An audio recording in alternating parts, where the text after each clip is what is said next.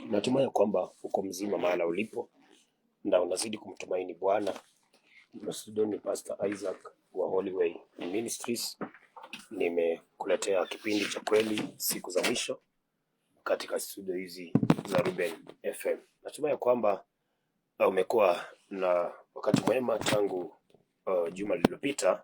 Natumai kwamba umekuwa na wakati mwema na ninaamini ya kwamba nafasi hizi za kusikiza neno la Mungu zinakusaidia. Hata leo naomba unipe masikio yako kwa muda mchache tuweze kusikiliza neno la Mungu na itakuwa ni baraka sana. Yesu Kristo akamwambia Shetani ya kwamba mwanadamu hataishi tu kwa mkate bali kwa kila neno litokalo kinywani mwake Bwana. Kwa hivyo kuna neno la Mungu ambalo kwa hilo tunaambiwa kwamba tunaweza kupata kuishi kupitia kwa hili neno lake Bwana. Kwa hivyo nakaribisha msikilizaji mpendwa kwa jina la Yesu Kristo. Ningependa tuweze kumshukuru Bwana kwa njia ya maombi kwa sababu ya pumzi ya uhai na nguvu za mwili ambazo Mungu ametukirimia kuwa nazo. Tunapojikabidhi mbele za Bwana ili ya kwamba aendelee kutulinda na aendelee kutusaidia, aendelee kutupigania na pia kutuepusha na yale mabaya, akitukirimia neema ya kuona yaliyo mema. Mahali ulipo unaweza unganika pamoja nami kwa imani tuweze kuomba, nawe pia unaweza kuchukua nafasi hiyo ukajiombea hapo ulipo, na Mungu ni mwaminifu, anaweza kusikiliza na akatenda mema. Nasoma kitabu cha Zaburi 79 mstari wa 9, alafu tutakuwa tunaomba katika jina la Yesu Kristo. Psalm 79 verse number 9. Mungu wa wokovu wetu, utusaidie kwa ajili ya utukufu wa jina lako. Utuokoe, utusamee dhambi zetu kwa ajili ya jina lako. Tuamini, tuombe. Baba, katika jina la Yesu Kristo, Mungu ishie milele, tunasongea mbele zako masaa na wakati huu kusema ni asante kwa wema wako na fadhili zako. Asante Bwana kutupenda, kutulinda, kutuhifadhi hai mpaka masaa ya Jehova. Pokea sifa kwa sababu umekuwa mlinzi, umekuwa mtetezi, umekuwa mfariji Bwana, umekuwa upande wetu. Katika yote tunasema wewe ni Ebeneza. Uinuliwe na utukuzwe. Asante kulinda studio hizi, asante kulinda wahusika na hata wasikilizaji Bwana. Asante kwa masaa na wakati ambao umetuandalia kusikiliza neno lako katika studio hizi Jehova. Sifa hizi zote zikurudia na utukufu kurudia Jehova. Tunanyenyekea chini ya miguu yako kuomba tumsamaha, kwa maana sisi tumepungukiwa. Bwana ukatusamee, ukatutakase, na pia Bwana utusafishe tupate kimbali machoni pako Bwana Yesu Kristo, tukiomba msaada wako. Tazama sisi hatuwezi bila wewe, ukatusaidia Jehova. Katikati ya wasikilizaji Jehova kuna watu wagonjwa, kuna watu wengine Jehova wana matatizo mbalimbali. Yesu, mkono wako ni hodari, ukaunyoshe Jehova, ukaonekanie watu wako Jehova, katende jambo jipya maishani mwao Jehova, na sifa zitakurudia. Kila ambacho hujapanga tunakemea kipata kushindwa katika jina la Yesu Kristo. Bwana, damu yako itufunike, damu yako ikanene mema. Tunaposikia neno lako Bwana, litupe hekima na maarifa, likatufungue na likatupe ushindi, likatuunganisha na wewe Jehova, na tukaone uzuri wako na sifa zitakurudia. Mishale ya kuzimu ya waganga na wachawi, washirikina, Illuminati, nguvu za mapepo na majini, maroho ya kupinga neno na kupinga Kristo, tunakemea yapate kushindwa katika jina la Yesu Kristo. Bwana Yesu, simama nasi, ukatuongoze na ukatuelekeze. Maneno yako ninapoyanena Bwana, naomba hekima na maarifa, nikanene yale yanastahili na sifa zitakuwa ni zako. Tumeamini ya kwamba Bwana Yesu upo pamoja nasi na unaenda kutenda mema, na ni katika jina la Baba, la Mwana na Roho Mtakatifu, katika jina la Yesu Kristo tunaomba na hata kuamini. Amen and amen. Hallelujah. Thank you Jesus. Na kusalimu tena msikilizaji mpendwa katika jina la Yesu Kristo. Studio ni Pastor Isaac wa Holyway Ministries. Tuko hapa Mkuru kwa Ruben kwa jina la Yesu. Namba yangu ya simu ya mawasiliano ni 0117 12 64 84, 01 17 12 64 84 au 07 13 10 66 42, 07 13 10 66 42 ndio namba unaweza kuwasiliana nami baada ya kipindi. Ungependa kuja kanisani, ungependa maombezi au swali lote, unaweza kunipigia baada ya kipindi na itakuwa ni baraka sana. Nikukumbusha kwamba Mungu aliyekutunza na kulinda mpaka masaa haya anakupenda sana, mawazo anayokuwazia mawazo mema sana, mipango ambayo Mungu anajua maisha yako, mipango miema kabisa. Ndio maana bado upo hai hata siku ya leo. Kwa hivyo ni vizuri kumtumaini Mungu na kumwamini yeye, na pia kujiepusha na ile njia mbaya. Na iwapo unasikiza na umekwazwa na mtu wa Mungu, usikubali kikwazo cha mtu kikufanye kuwa mkosaji. Pamoja na yale ambayo unaweza kumepitia, Elewa ya kwamba katika mambo yote Mungu anafanya mema kwa wale ambao wanampenda na wameitwa katika kusudi lake. Kwa hivyo mpende Mungu sana na kushika sana yanayompendeza, nawe mwachie yale mengine yote, atageuza yawe mema, kwa maana ndiye mwenye nguvu. Na usikubali kumbeba mtu moyoni mwako. Wanadamu ni wazito. Ukibeba moyoni mwako utakuwa umeondoa nafasi ya Mungu. Kwa hivyo usimweke Mungu ndani ya moyo wako. Samea watu, wachilia watu, na pia maneno ya watu uachana nayo. Shughulika na Mungu na yeye Mungu atakusaidia, kwa maana ndiye mwenye nguvu. Kama unasikiza na bado hujaokoka, uokoke. Yesu Kristo ndiye njia, kweli na uzima. Amwaminie mwana ana uzima wa milele. Asiyemwamini mwana, ghadhabu ya Mungu inamkalia. Kwa hivyo kama unasikiza hujaokoka, na umkiri Bwana Yesu kwa Bwana Mwokozi wako. Nimepana namba ya simu, unaweza kunipigia baada ya kipindi, uniambie kwamba mhubiri, ningependa kumpokea Bwana Yesu. Maandiko yanasema wale walimpokea aliwapa uwezo wa kufanyika watoto wa Mungu. Kwa hivyo ni vizuri kumkiri Yesu Kristo, kwa maana pia kuokoka ni chanzo cha ushindi. Silaha moja ya kumshinda shetani katika Efeso 6 anasema ni kuvaa chepeo ya wokovu. Kwa hivyo ukikosa kuokoka, hauwezi kumshinda shetani hata kidogo. Hauwezi. Na shetani yuko duniani, ni mpinzani wetu, ndio sababu kubwa ya matatizo na vilio na mahangaiko. Alianza shamba la Edeni na bado anaendelea, na ataendelea mpaka siku ile ya mwisho.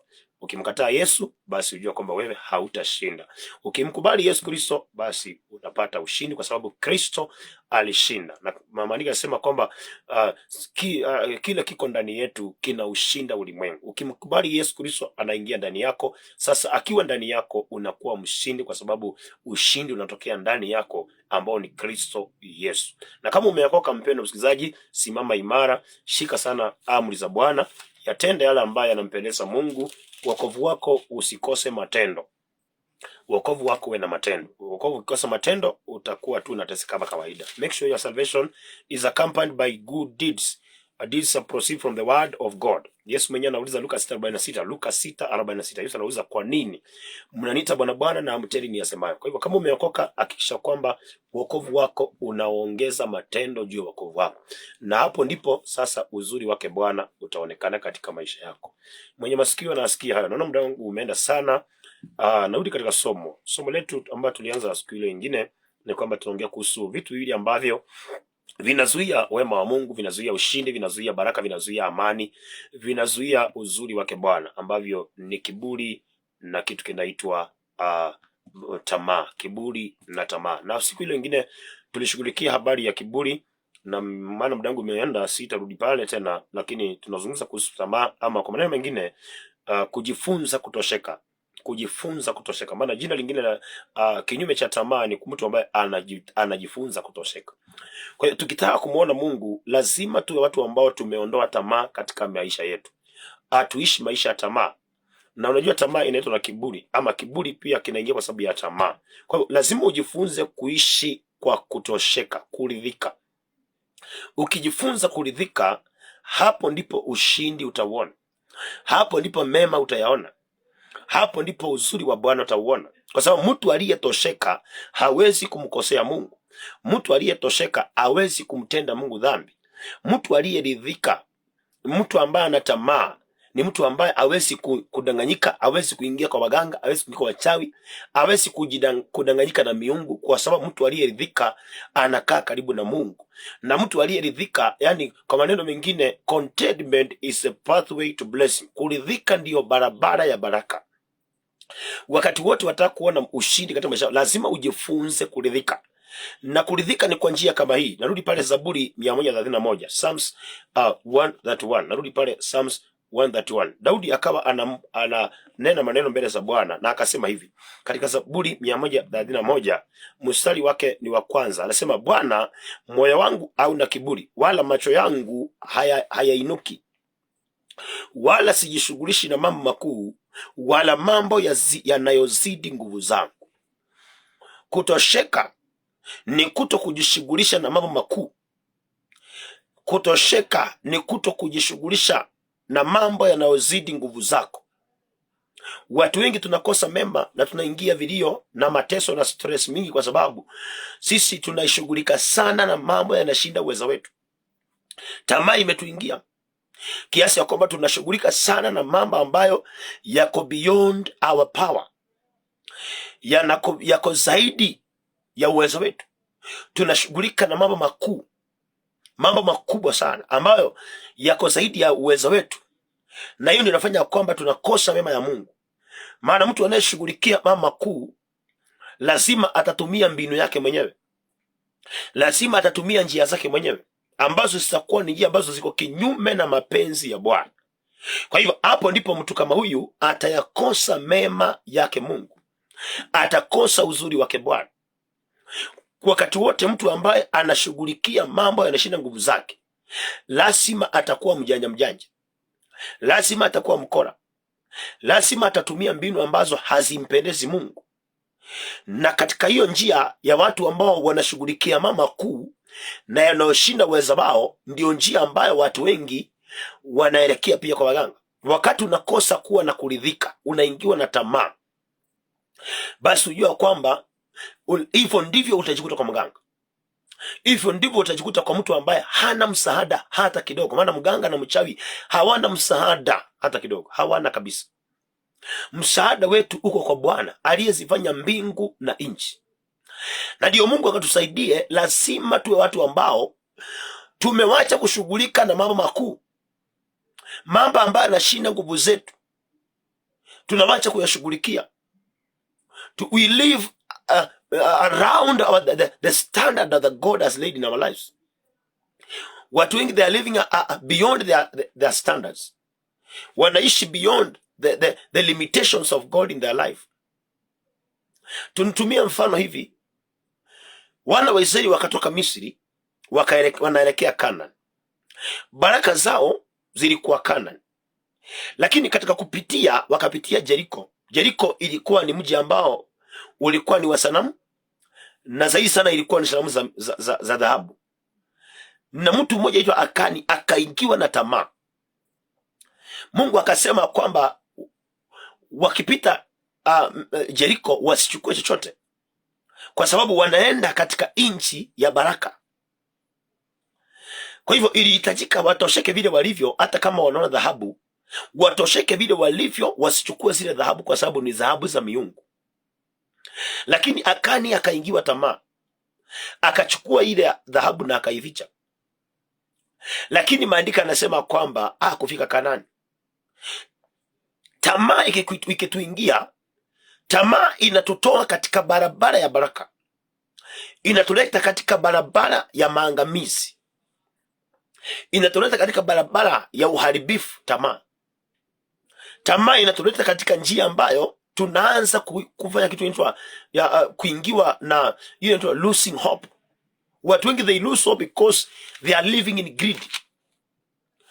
Wanashughulikia mambo ambayo yanashinda uwezo wao mpaka wanakosa matumaini.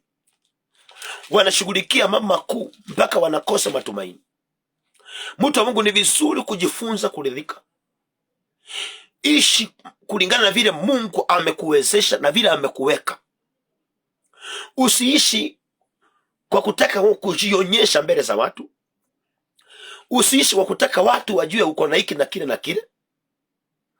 Unakuta mtu amekopa loan, amenunua vitu vya nyumba. Hii ni tamaa na ni kuishi zaidi ya uwezo wako. Na sasa ndio unamkuta mtu huyu anasema ako na stress. Niko na stress sana, sijalipa loan. Watu wengi kuchunguza kwa loan nyingi ambazo watu wengi hawajalipa ni kwa sababu ya kutawaliwa na tamaa. Sometimes we take loan because we are greedy. Tunashughulika na mambo ambayo yanashinda uwezo wetu, ndio tunaingia katika loan. Mara mingi na mtu ambaye ni wa tamaa anaishi maisha ya mashindano. Wakati unaona kwamba wataka kukua zaidi ya fulani, wataka kuwa kama fulani, unampiga compare fulani, ukajua hiyo ni tamaa imetawala moyo wako. Na tamaa ikitawala moyo wako inakutenga na Mungu. Wakati ilitawala Akani, ilimtenga na Mungu na ikaleta kifo cha Akani. Badala afike Canaan, alikufia mji wa Aia kwa sababu aliingiwa na tamaa, akashindwa kutosheka. Mfano mwingine, wana wa Israeli walikuwa wakitoka jangwani wakielekea Misri, ama wakielekea Canaan, from Egypt to Canaan, through the wilderness. Na pia na wao wakafika bahari, wakawa wamekula sana machakula fulani, wakasema wakaingiwa na tamaa. Maandiko yasema wakakinai kile chakula na wakaingiwa na tamaa na wakaitisha chakula kwa tamaa. Hata Yakobo amesema maombi mengine tunaomba tunakosa kujibiwa kwa sababu tunaomba kwa ajili ya tamaa zetu. Hatuombi kulingana na mapenzi ya Mungu, tunaomba kwa tamaa zetu. Tunataka tujionyeshe mbele ya fulani, tuwe zaidi ya fulani, tunapiga compare na fulani. Ndio nakuta hata maombi mengine tunapoomba hayajibiwi, ama hata yakijibiwa unakuta kile tulichopewa akitupi furaha kwa muda mrefu. Unakuta watu wanasema hey, nimemwona Mungu amenitendea, lakini baada ya mwezi mmoja mtu yule ule tu ameanza kulia. Ni kumaanisha kile kitu akikupatikana kwa mapenzi ya Mungu, kilipatikana kwa tamaa. Kumbuka habari ya mwana mpotevu. Halikuwa hajafikia umri wa kupewa urithi, lakini aliingiwa na tamaa na akaitisha kwa tamaa zake, akauza na akaenda. Unajua vile mambo yalimgeukia, mateso vile yalimpata. Historia nyingi za watu kwamba nilikuwa vizuri, mambo yamebadilika, asilimia kubwa ni kwamba tuliingiwa na tamaa. Tulianza kushughulikia mambo yanashinda uwezo wetu. Tulianza kuishi maisha ya competition, maisha ya kukompete na watu, maisha ya kutaka kuwa juu ya fulani. Tukakosa kuishi under the boundaries that God has laid in our lives. Ndio nakuta kwamba tunaenda na the more tunaishi, the more mema yanaondolewa. Tamaa ikamfanya mwana mpotevu akauza mali, akaanza kuishi. The more aliendelea kuishi, the more alianza kuteseka. Asingeligundua arudi kwa baba yake, angeliteseka mpaka akufe. Na huyu ni mtoto ambaye amezaliwa ili abarikiwe. Lakini kwa sababu ya tamaa, hata mimi na wewe tusipogundua habari ya tamaa, tunaweza kuteseka hata kufa kwetu. Wakati Mungu hakuumba mateso yafika kifo, aliumba mateso kama kipengele cha kumwandaa mwanadamu kwa ajili ya utukufu wa Mungu duniani na mpaka uzima wa milele.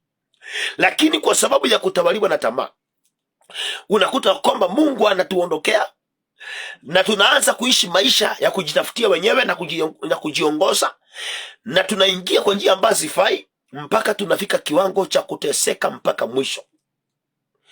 Tunakufa na shida zetu kwa sababu tumeingiwa na tamaa. Mtu wa Mungu, wacha kushughulikia mambo yanashinda uwezo wako. Usiishi maisha ya kujikompea na watu. Usiishi maisha ya kutaka kuwa zaidi ya fulani. Hiyo itakufanya uishi na stress, itakutenganisha na Mungu.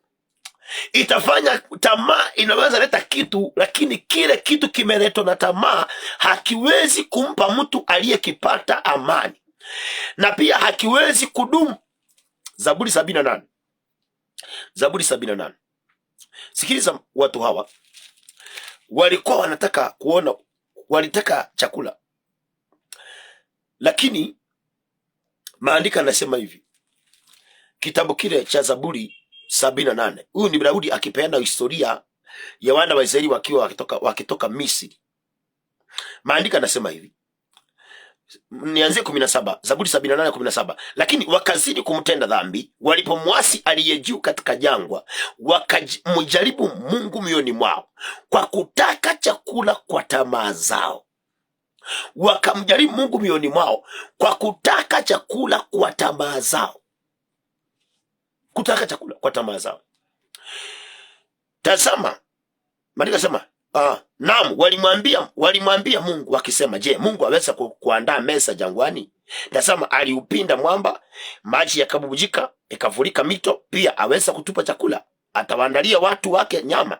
Hivyo Bwana aliposikia akaghadhabika, moto ukawashwa juu ya Yakobo, hasira nayo ikapanda juu ya Israeli, kwa kuwa hawakumwamini Mungu wala hawakutumainia wokovu wake. Kwa hivyo mtu akiwa na tamaa ni ishara kwamba haamini Mungu. Unaposhughulikia mambo yanashinda uwezo wako, it is a proof that you don't believe in God. Wakati unaishi na tamaa, unakompiti na watu, ni ishara ya kwamba you don't hope in the salvation of the Lord.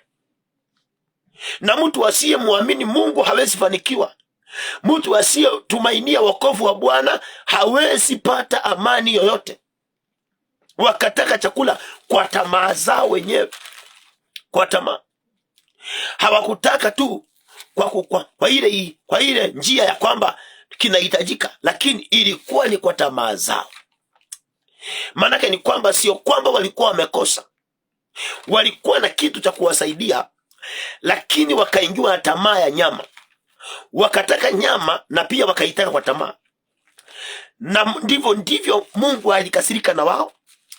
Na maandiko yanasema ya kwamba wakati walipewa chakula, hebu nirudi pale 78 Zaburi mstari wa 22, sikiliza madhara haya. Mstari 23, lakini aliamuru mawingu juu, akaifungua milango ya mbinguni, akawanyweshea mana ili wale, akawapa nafaka ya mbinguni. Mwanadamu wakala chakula walacho malaika, akawapelekea chakula cha kuwashibisha. Aliuelekeza upepo wa mashariki kuvuma toka mbinguni, na kwa uweza wake akauongoza upepo wa kusini. Akawanyoshea nyama kama mavumbi, na ndege wenye mbawa kama mchanga wa bahari. Akawaangusha kati ya matuo yao pande zote za mashariki ya maskani zao. Wakala wakashiba sana, maana aliwaletea walivyovitamani. Lakini kabla ya kuitosheleza shauku yao, huku chakula kikiwa bado kinywani mwao, hasira ya Mungu ikapanda juu yao, akawaua waliokuwa wanono, akawaangusha chini vijana wa Israeli. Kwa sababu ya tamaa, kile kilikuja na ghadhabu. Tukiishi maisha ya lust, tamaa, greedy, kile kinakuja maishani, kinakuja na wrath, kinakuja na hasira ya Bwana.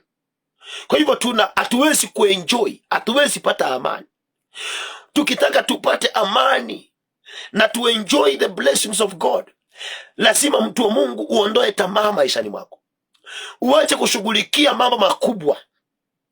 Uache kujishughulisha na mambo yanazidi uwezo wako. Uache kutaka kujionyesha mbele za watu. Uache kutaka kusifiwa na watu. Usikompiti na watu. Uishi maisha Mungu aliyokupangia, na utosheke na hayo Mungu amekupangia, kiwango cha wewe kumshukuru kwa hayo aliyokupangia wewe. Maana Paulo anatuambia maneno haya katika Matendo ya Mitume 17. Kuna kitu Paulo ameongea hapa ambacho naomba ukisikilize. There is only one word I want you to hear from this words of Paul by the help of the Holy Spirit. Na hili neno naomba ulishike sana na ulifanyie kazi sana. Matendo ya Mitume 17, Matendo ya Mitume 17, Matendo ya Mitume 17 mstari wake ni wa 26. Matendo ya Mitume 17:26. Anasema, naye alifanya kila taifa la wanadamu kutoka katika mmoja wakae juu ya uso wa nchi yote, akiisha kuwawekea nyakati alizosiamuru tangu zamani na mipaka ya makazi yao, the boundaries of their lives. Hicho ndio kitu watu wengi wamesahau, na tunaishi kwa tamaa. Tunataka kile na kile. Ukimwona mtu anaka hivyo, unataka pia wewe kukaa hivyo, unataka kumshinda fulani. Na kumbe Mungu aliyetumba from Adam alituwekea majira na nyakati, na pia akaweka mipaka ya makazi yetu, the boundaries of our lives, the boundaries. The main aim of God was, anasema, ili wamtafute Mungu ingawa ni kwa kupapasa mapasa wakamuone, ijapokuwa hawi mbali na kila mmoja wetu. Mtu wa Mungu, wewe ukijiangalia saa hii, unaishi kwa mipaka yako kweli? Ile mipaka Mungu aliweka maishani mwako, ndio wewe unaishi kwa hiyo mipaka, ama umevuka mipaka? Watu wengi wanasema, kazi yangu haiko sawa. Wengi ni tamaa. Wanasema, sina pesa, nimekaukiwa. Wengi ni tamaa. Tunaruka mipaka ya makazi Mungu alituwekea. Tunataka kukaa kama fulani na fulani. Tuna vitamani vya kina fulani na kina fulani. Kiwango tunapoomba mpaka unasikia unaambiwa simama kusijui kwa mahali fulani, possess hiyo kitu. Na possess ngari ya wenyewe barabarani. Sasa tunaanza kuomba maombi mpaka ya tamaa. Mpaka Mungu anasema maombi mengine hajibu kwa sababu tunaomba kwa tamaa. Ni tamaa zetu wenyewe. Wana wa Israeli wakataka chakula kwa tamaa. Kwa sababu hiyo walipokuwa wanakula kikawanyonga, wakakufa wengi. kwa sababu kilikuja na ghadhabu ya Mungu. Mtu wa Mungu, mateso mengi, hii maisha ya panda shuka panda shuka, nimefurahia leo nalia kesho, ni kwa sababu sisi ni watu wa tamaa. Tunaruka mipaka Mungu alituwekea. Kwa sababu ndugu yako anakaa mahali fulani, wewe unakopa loan ukae mahali fulani. Kwa sababu mwenzako amenunua simu yenye nguvu, na wewe unakopa loan uchukue simu yenye nguvu. Sasa mkompiti, uonekane pia wewe si mchache. Ndio maana watu wengi wanakufa na depression. Stress inamaliza watu, mikopo imejaa kila mahali, kwa sababu watu wengi tunaishi na tamaa. Tunashindwa kuishi kwa ile mipaka Mungu ametuwekea. Mpendwa, usijifananishe na mtu mwingine, na usiwahi taka kuwa kama fulani ama kuwa kuliko fulani. Ni vizuri kukubali vile Mungu amekuweka na kuamini na kutumainia wokovu wa Bwana, ukijua kwamba Mungu huinua mtu from one point to another point, utukufu mmoja kwenda mwingine, na pia ni kwa mapenzi yake na kwa wakati wake na kwa mpangilio wake. Sio kwa kumwambia mhubiri fulani niombe, sio kwa kudanganya na nabii fulani nitakuombea maisha yako inabadilika leo. Uongo mpendwa. Mungu aliweka mipaka. Hata ukiambiwa na wachupasa ati leo mnabarikiwa nyote leo, uongo huo. Hatuwezi barikiwa wote mara moja. Mungu ameweka mipaka ya makaazi. Najua maneno haya Wakristo hawatanielewa, maana sisi ni watu wa kudanganywa tu na kuambiwa maisha yenu wanabadilika leo nyote, mnainuliwa nyote leo. Uongo mpendwa, hatuwezi barikiwa sote siku moja. Mungu aliweka mipaka ya makazi yetu, mipaka ya makazi. When you live under the boundaries of God, that is when you prosper in life. Because mtu ambaye ameishi ndani ya mipaka ya Mungu anatenda mapenzi ya Mungu, hawezi kuchukuliwa na dhambi. Lakini tunapovuka mipaka ya Mungu kwa sababu ya tamaa zetu, tunaingia uzinzi, tunaingia mambo ya sugar mami, sugar daddy, tunaingia hiyo mambo ya kujiuza, sodomist. Wa vijana wanajiuza leo kwa sababu wanatamani kuendesha magari, wanatamani kuwa na nyumba nzuri.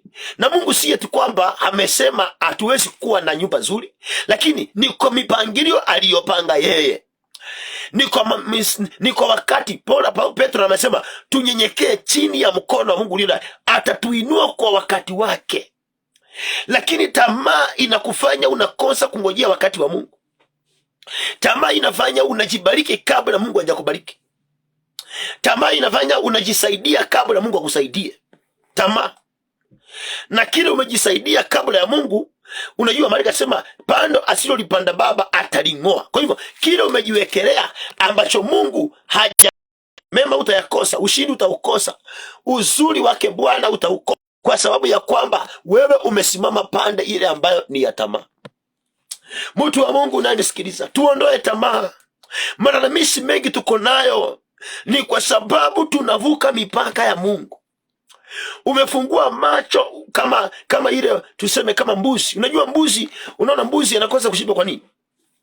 Na mbuzi kila saa analia kuanzia asubuhi mpaka jioni kwa nini? Kwa sababu mbuzi kazi yake, macho yake yameinuka. Akiona hili tawi hata hajalimeza, analiona lingine analikimbilia. Anaona lingine analikimbilia. Ndio maana mbuzi unaweza kumchunga mbuzi na akarudi nyumbani kama hajashiba na amekimbia msitu mzima. Kwa sababu mbuzi kazi yake, macho yake yameinuka. Anataka kile kikubwa, kile kiko pale, mpaka anainua miguu juu, anaruka juu ya mawe. Mwisho wa siku mbuzi hakula kitu. Lakini kondoo ameangalia chini na anakula kile kiko chini mpaka asongeshwe hatua nyingine. Na ndio unakuta kondoo ameshiba.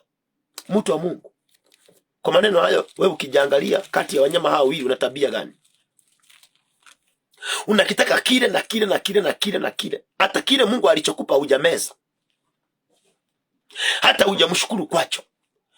Watu wengi tunatangatanga makanisani, hiki pasa niombee sana, maisha yangu sio nzuri, mambo si mazuri. Wakati mwingine ni asilimia kubwa ya watu walio na tamaa. Wanaishi maisha ya kumtazama fulani na kutaka kama yeye. Kutaka compete na fulani. Nataka niwe na maisha mazuri kuliko fulani.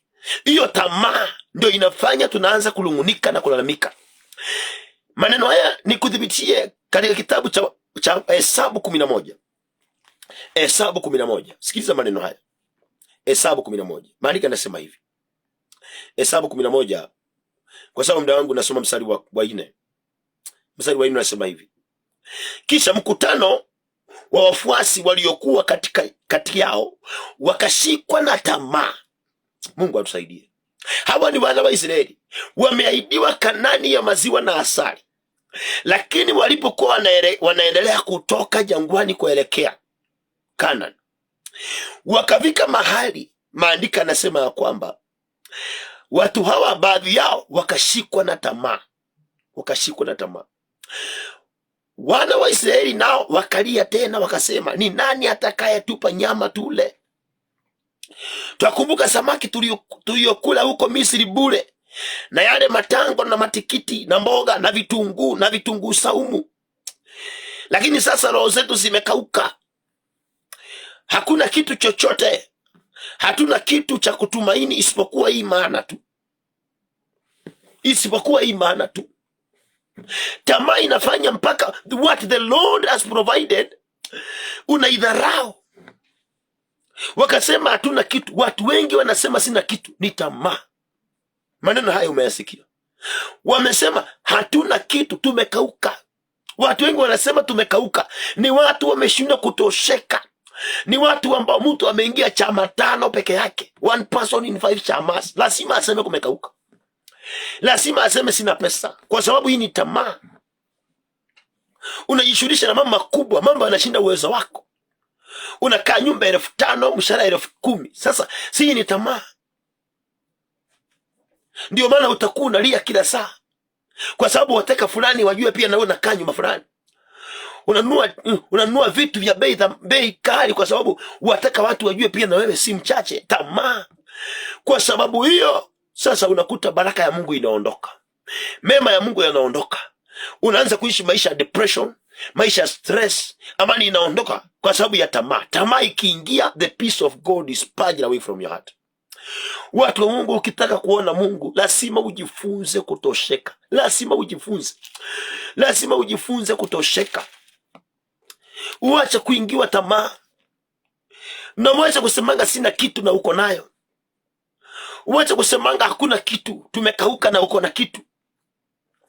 If you cannot thank God with the little he has given you, it is a proof that you are not faithful in the little. So if you are not faithful in little, he cannot open new doors for you. He cannot entrust you with the new manna. Hawezi. Kama huwezi kumshukuru Mungu kwa kidogo ulichonacho, kila siku unalia sina kitu, nimekauka, kumekauka, hata hii kazi sijauza kitu, na umeuza. Ndio maana utakaa hivyo tu mpaka mwaka uishe. Kwa sababu asiyeshukuru kwa kidogo hawezi pewa kingi. Maana hata akipewa hawezi shukuru. Hawa ni wana wa Israeli, wamepewa mana. Na unajua hii mana, Malika sema hii mana ilikuwa tamu sana. Lakini hati walisema roho zetu zimekinai. Tumezoea kula sukuma. Nani atatupea nyama? Wakaingiwa na tamaa. Mtu wa Mungu, ni nini unataka kwa tamaa? Tamaa inafanya tunaondolewa katika baraka ya Mungu. Tamaa inafanya tunatoa katika mema. Tamaa inafanya ushindi tunaondokewa. Ni wakati mtu wa Mungu uishi kwa mipaka Mungu alikuwekea. Na vitu viwili tu, uamini Mungu na wewe utumainie wokovu wa Bwana. Tamaa inafanya mtu anaanza njia za shortcut. Kama ni bosi anakata wafanyikazi mishahara kwa sababu ya tamaa. Kama ni mtu ametuma mahali anaenda anadanganya. Ukituma kitu unanunua risiti. Unakuja unanunua receipt fake. Hiyo ni sababu ya tamaa. Unashughulikia mambo yanashinda uwezo wako. Uko ndani hii project ile ingine, mambo yamekuwa mengi, yanakushinda. Ndio maana kuta lazima wanadamu wakora waongo kwa sababu ya kuingiwa na tamaa. Ni wakati wapendwa tuwache tamaa. Na Daudi anasema hivi, mstari wa 2, naona muda wangu umekwisha. Katika Psalms 131 verse number 2, anasema hakika nimeituliza nafsi yangu na kuinyamazisha kama mtoto aliyeachishwa kunyonya kifuani mwa mama yake. Roho yangu ni kama mtoto aliyeachishwa kunyonya. Tunastahili kutuliza nafsi zetu na kuzinyamazisha, tuishi katika mipaka ya Mungu. Tungojee wakati wa Mungu mpendwa, atuinue hatua kwa hatua. Mungu akukuinua uwezi shuka. Ukijiinua utashuka, lakini Mungu akuinua uwezi kushuka. Nyamazisha nafsi yako. Alafu namba 3 anasema, Israeli, umutarajie Bwana tangu sasa, tangu leo na hata milele. Wewe ufanye kitu, utulize nafsi yako, uondoke tamaa, uishi kwa ile mipaka Mungu wako. Na wewe uwe na mtu you expect God. Unamtarajianga Mungu wa kila siku, kila wakati unamtarajia Mungu. Na kila mtarajiaye Bwana lazima Mungu atakuja kuonekana. Kwa sababu muda wangu umekwisha, naomba nifike hapo. Mungu akubariki sana, akusaidie na akuondolee tamaa na akuzuilie pia na tamaa. Nataka tuweze kuomba na vitu viwili. Mungu atusamee kwa sababu ya kuwa na tamaa, atuondolee tamaa na pia atuzuilie na tamaa. Vitu vitatu. Atusamee kwa sababu ya kutawaliwa na tamaa, atuondolee hiyo tamaa na atuzuilie na tamaa. Mara ulipo tuamini na tuombe. Baba, katika jina la Yesu Kristo, ni asante kwa neno lako la siku ya leo. Asante kwa wale umesikiliza. Asante kwa neema hii. Asante kwa kutupenda. Bwana, tunakujiweka mikononi mwako. Tumekubali. Sisi tumeshatawaliwa na tamaa. Tunaomba tu msamaha. Utusamee Bwana, kwa maana hata vitu vingine ni tamaa tunabeba. Malalamishi mengi, manunguniko ni tamaa tuko nayo. Hata wakati mwingine vilio ni tamaa. Tusamee tu Bwana, na pia hiyo tamaa imeingia utuondolee. Ondoa hiyo tamaa katika mioyo yetu Bwana, na pia utuzuilie na tamaa. Kwa maana macho yetu yanaona, pia masikio yanasikia Bwana. Na kupitia hiyo ndio tunaingiwa na tamaa. Tuondolee Bwana, tuzuilie na tamaa. Tupe mioyo ya kuridhika, mioyo ya kutosheka. Tunaomba nafsi zetu zinyamaze mbele zako. Sampuli ya mtoto aliyeacha kunyonya. Nasi tukaishi maisha ya kukuamini na kutumainia wokovu wako. Tukutarajie kwa kila jambo na kila wakati. Na wewe ni Mungu ambaye hujawahi kushindwa. Tunaamini utatenda Bwana. Asante kwa wasikilizaji, wabariki, wainue, watetee, wape usiku wa amani na baraka Bwana. Wagonjwa kawaponye, studio hizi kazibariki. Wote wanaohusika Bwana ukawabariki. Yesu, onekana, jitukuze. Kile hujapanga tumekanusha na kurejesha katika jina la Yesu. Damu yako itufunike na ukanene mema. Mungu wa Abrahamu, Isaka na Yakobo, kama vile uishivyo, mapenzi yako pekee yatimie sasa na hata milele. Katika jina la Baba, la Mwana na Roho Mtakatifu, katika jina la Yesu Kristo tunaomba na kuamini. Amen and amen. Mungu amani akubariki sana. Majina ni Pastor Isaac, Holyway Ministries. Namba ya simu 01 17 12 64 84, 01 17 12 64 84, ama 07 13 10 66 42, 07 13 10 66 42. Kwa mtandao Holyway Kenya. Hadi wiki ijayo, Mungu akutende mema. Shalom.